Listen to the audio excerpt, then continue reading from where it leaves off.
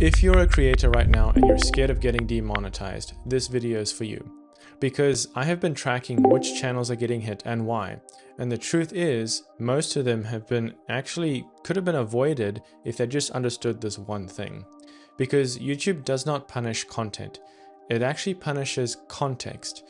And if you do not know the difference between these two words, you are going to essentially make the exact same mistake that these hundreds of channels have been making that's got them wiped out in just this year alone. So I'm going to show you how to break it down and never have to worry about getting demonetized on your channel. The first type of creator in getting demonetized is the shorts animator. And listen, I need you to hear this clearly because a lot of people think YouTube's AI is just making a mistake when it flags them. It just is not a mistake.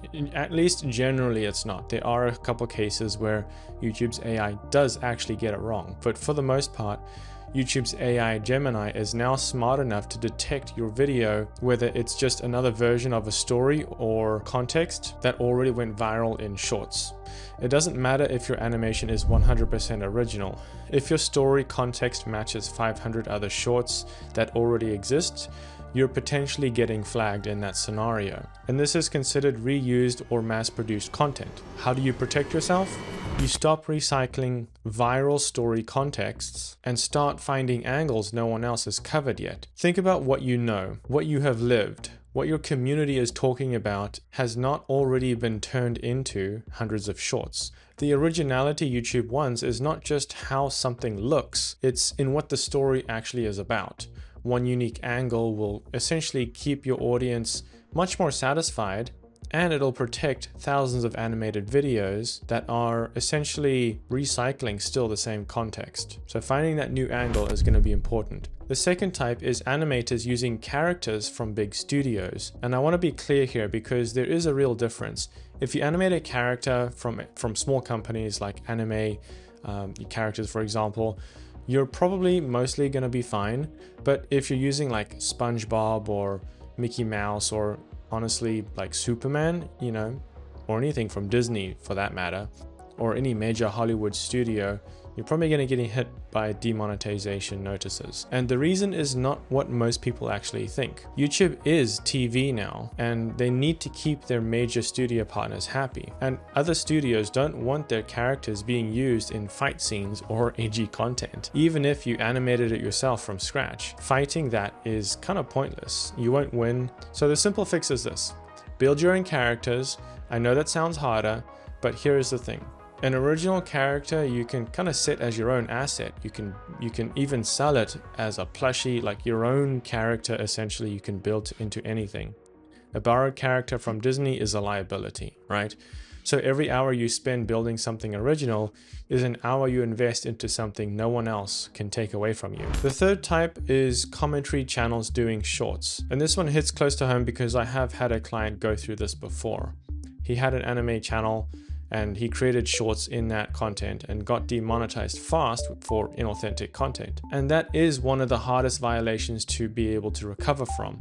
It's not like reused content where you can appeal and maybe win. And I have a pretty good process on appealing inauthentic content and reused content. But inauthentic content is one of the hardest and most painful ways to appeal. Now, I have a long form commentary channel. It's more of a documentary channel and it's reusing content in the crime niche, and I haven't been touched. I haven't had any issues. There was one part in the beginning where it was talking about reused content, but I have a simple process, 30-second process on how to essentially get that channel back from being demonetized from reused content. And that's something that I do teach in my one-on-one coaching. And if you feel like that's something that you're interested, there is a link down in the description to my YouTube Growth Accelerator. It's more of a stepping block before one-on-one coaching that you can access if you really need to. If you are doing commentary channels, the move is definitely going to be long-form content, giving yourself enough time in the video to actually say something meaningful. The more context you add, the more distance that you can create between your video and the original footage, and this will often make you a lot safer. The fourth type is animated channels aimed at kids that have zero context or storyline. And this is a tricky one because a lot of creators in this space think their analytics protect them.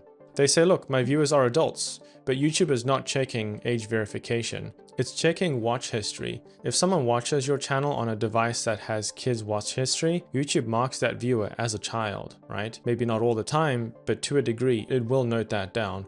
And if most of your viewers are being flagged that way, you're probably going to be in trouble. The bigger issue is the content itself. If you click through a video, there is no clear story, right?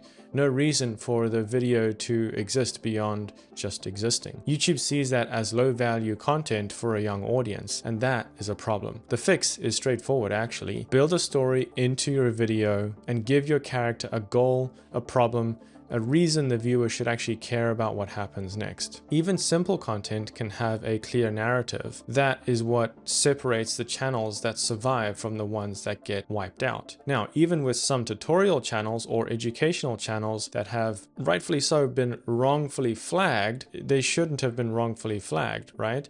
Some of these documentary channels could also weave in more story about themselves, who they are. And that's not a fault of their own. It's really just sometimes really dry content where they're just talking about the topic. But YouTube sometimes has still flagged with their AI that these channels are maybe repetitive or reused content or mass produced. And while some of those are wrong, you can't fully be bulletproof on YouTube essentially. Like, think of it at the end of the day that YouTube is still your boss in a sense. They still get to determine what is on YouTube and you've still got to play by their rules. Now, they do have an appeal process, and I've appealed many wrongfully flagged channels and I've helped a lot of clients do that too. And it's not always a very straightforward process, but in terms of reused content, it's pretty straightforward. I'll leave some resources in the description about that. Now, the fifth types of channels is pairing low AI content voices with low quality editing. And I want to be clear here because the issue is not one or the other. It's both at the same time and the low quality side of things. You can use minimal editing if you have a strong, clear, intelligent voice during the whole video and if you're saying something that actually matters, but the visuals also do have to make sense. What you cannot do is take low quality AI voices, put together lazy editing and call it a video.